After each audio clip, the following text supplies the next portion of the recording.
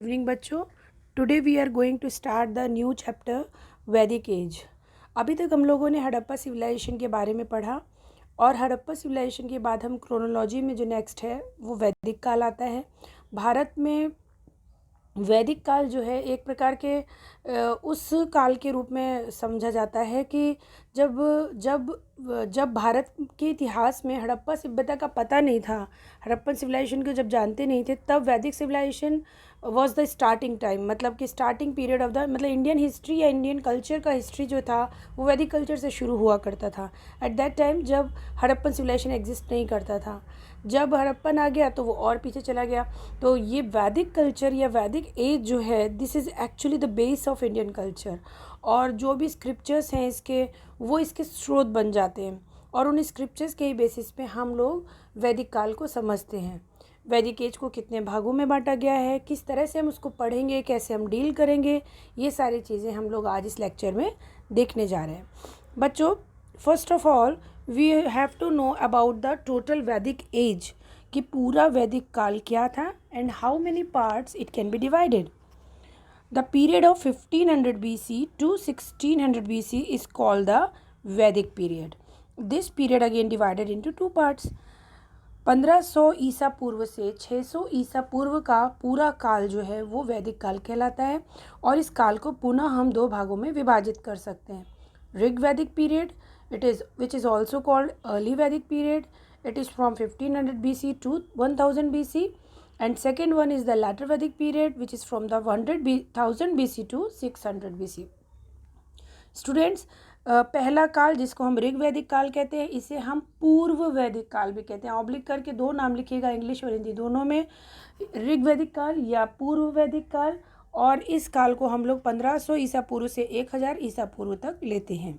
दूसरा है उत्तर वैदिक काल, जिसे हम 1000 ईसा पूर्व से 600 ईसा पूर्व तक रहते हैं। This is the clear dated classification, मतलब डेट के आधार पर किया गया वर्गीकरण ये दोनों हैं।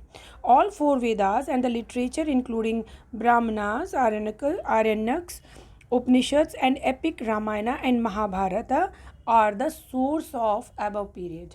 यानी कि इन दोनों कालों के स्रोत के रूप में चार वेद, उसके अतिरिक्त ब्राह्मण, आरण्यक, उपनिषद और जो दो एपिक हैं हमारे, जो हमारे ग्रंथ हैं रामायण और महाभारत, स्रोत बनते हैं इन दोनों के लिए, इन दोनों कालों के लिए। यानी कि एक तरह से ये कहा जाए कि ये पूरा काल अगर साहित्यिक स्रोतों पर आधारित है तो इसमें कोई भी सरप्राइज या किसी भी प्रकार का आश्चर्य की बात नहीं है। तो हम लोग इसको अब क्रम से पढ़ते हैं। The first one is the Rig वैदिक पीरियड। बच्चों, द ऋग वैदिक period is from the 1500 BC 2000 BC, 1500 ईसा पूर्व से 1000 ईसा पूर्व इसका काल है। This is the most early period of the Rig Veda, most early period, and Rig Veda is the first Veda, is the source of the history of that period. मतलब कि इस काल का इतिहास हम चार वेदों में से जो पहला वेद है, जिसे हम ऋग्वेद कहते हैं, उसके आधार पे हमें इस काल का इतिहास मिलता है। This people were semi nomadic tribes which found in Sapta Sindhu land in the starting. ये लोग सेमी नोमैडिक कहे गए। सेमी नोमैडिक का मतलब होता है, एक तो नोमैडिक होता है जिसे घुमंतु जाति या वंचर जाति या घूमने वाली जाति कहते हैं, तो वो जातियाँ एक स्थान से दूसरे स्थान तक घूमती रहती हैं। At the same time semi से मतलब है कि अर्ध घुमंतु जाति, यानी कि ये कुछ भाग तो घूमती है और कुछ जगहों पर ये स्थायी होती भी दिखाई देती हैं। So they are the tribes वे are which are semi nomadics. तो ये लोग अर्ध घुमंतु जाति के लोग थे। विच found in Sapta Sindhu land. अब सप्त सिंधु लैंड कौन सी है? जो ऊपर 7 रिवर्स लैंड है, इसी को हिंदी संस्कृत में सप्त सिंधु लैंड कहा जाता है। 7 रिवर्स वहाँ पर फ्लो करती हैं। This land was mainly irrigated by the Indus and the Saraswati. Sindhu नदी और सरस्वती नदी एवं उनकी 5 सहायक नदियों के द्वारा जो एरिया सिंचित होता है, इरिगेटेड होता है, ये सप्त सिंधु प्रदेश कहलाता है और यही इन लोगों का प्रारंभिक निवास था। Initially they developed here and very soon in the later Vedic period they expanded towards east, south and waste.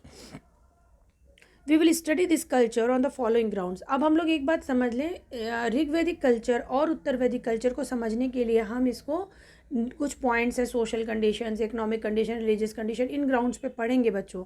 और जो ग्राउंड हम लोगों ने जिस तरीके से अभी अलग अलग लिख रखा है, अगर आपसे कहा जाए वैदिक कालीन धर्म बताइए, give the detail of the religious condition of the Vedic period, at that time you have to add the Rigvedic phase as well as the later Vedic phase.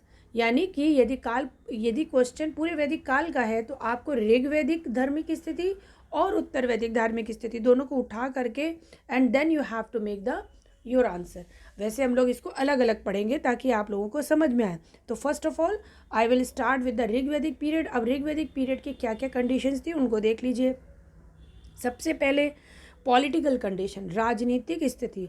They lived in a tribes called the jana. These tribes lived in a grama which is smallest unit. The head of the grama was the ग्रामड़ी।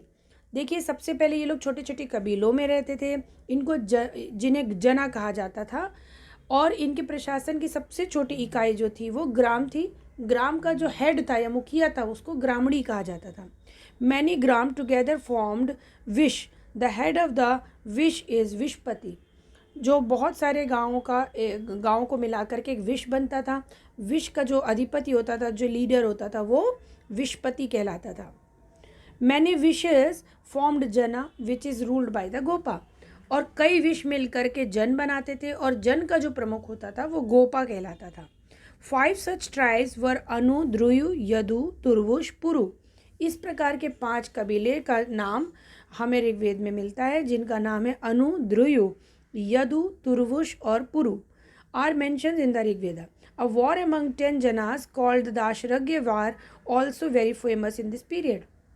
इस काल में बच्चों एक दासरज्ञ युद्ध था which is the only political war given an account in the Rigveda, और उसका नाम हम दासरज्ञ युद्ध कहते हैं, 10 राजाओं का युद्ध, और ये हमें ऋग्वेद में मिलता है which shows the political conditions. 3 assemblies are also formed for the assistance in administration. 3 सभाएँ भी थीं, 3 समितियाँ, सभाएँ या काउंसिल्स, परिषद कह लें आप हिंदी में, जो कि राजा को उसके कार्य में सहयोग देती थी। The one is sabha which is assembly of the noble leaders. जो सभा थी वो सीनियर सिटीजन्स या वृद्ध लोगों की एक समिति थी या परिषद थी। The second one is the samiti, another assembly other than the sabha. ये दूसरी एक और क्या कहते हैं एसोसिएशन था, परिषद था, ये समिति थी। ये समिति जो वो काम करती थी जो सभा के अतिरिक्त बचते थे। And the vidatha is the minor council but found in this period. Vidatha is the एक और सभा थी जिसका नाम था विदत, ये भी इस पीरियड में पाई जाती, which is not very prominent but yes it is found. तो सभा, समिति और विदत ये दोनों ऋग्वैदिक काल में किए पॉलिटिकल कंडीशंस में हमें मिलते हैं। ये सभी जो थे वो राजाओं को या राजा की कार्य प्रणाली को सहयोग करते थे। The second thing is the economic condition. Agriculture and animal husbandry was the main base of the economy. देखिए कृषि प्रधान संस्कृति है, इसलिए कृषि और उस पर डिपेंड होने वाला पशुपालन, ये 2 मुख्य चीज़ें थी इनके आर्थिक आधार की। They are producing wheat, rice, barley etcetera. गेहूँ और चावल और जौ वगैरह यहाँ पर प्रोड्यूस किया जा रहा था। Cow was the unit of barter system. वस्तु विनिमय पद्धति जो थी वो चालू थी और वस्तु विनिमय का साधन गाय थी।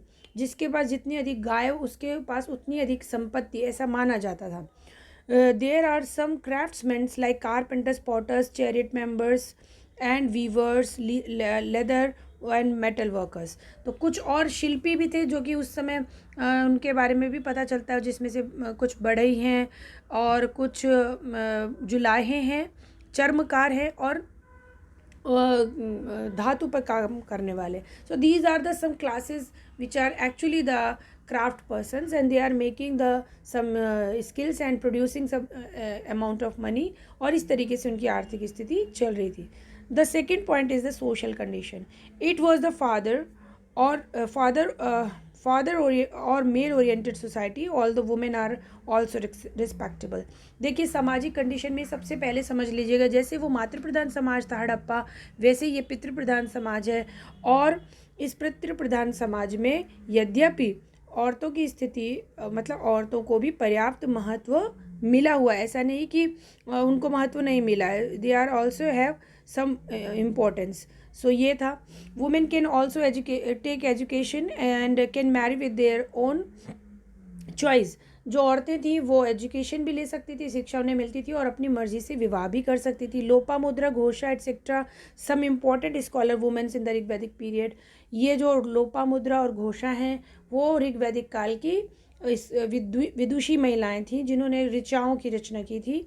They were divided in 4 main varnas that are according to the karma or occupation, not by birth. That is very important thing I will discuss in my class कि जो ऋग्वेद काल में 4 वर्ण व्यवस्था थी, ब्राह्मण, क्षत्रिय, शूद्र, वैश्य और शूद्र, ये चतुर्वर्णी व्यवस्था जो थी वो कर्म के आधार पर थी, जन्म के आधार पर बिल्कुल भी नहीं।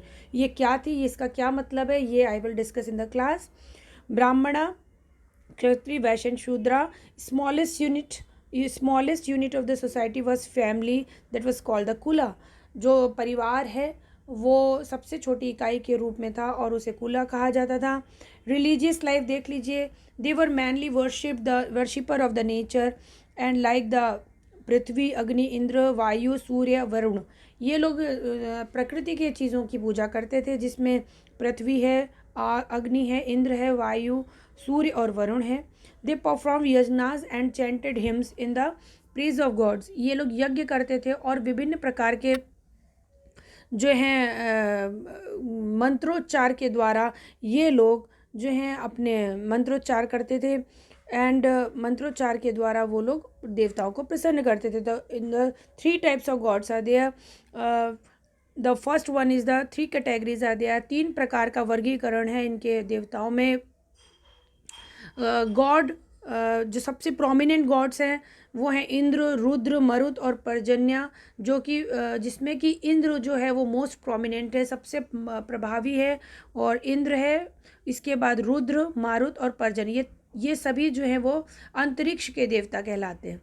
They live above the sky, अंतरिक्ष देवता। इसके बाद है गॉड ऑफ स्काई, आकाश के देवता। They are Varuna, Mitra, Surya, Savita, Aditi and the Usha.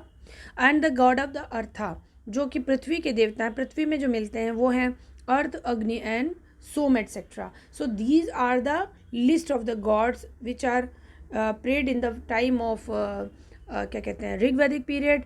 And also you come to know about the social, economical, political and the religious condition of that period, and that is sufficient for the today's lecture. We have discussed the all aspects of the Rigvedic period.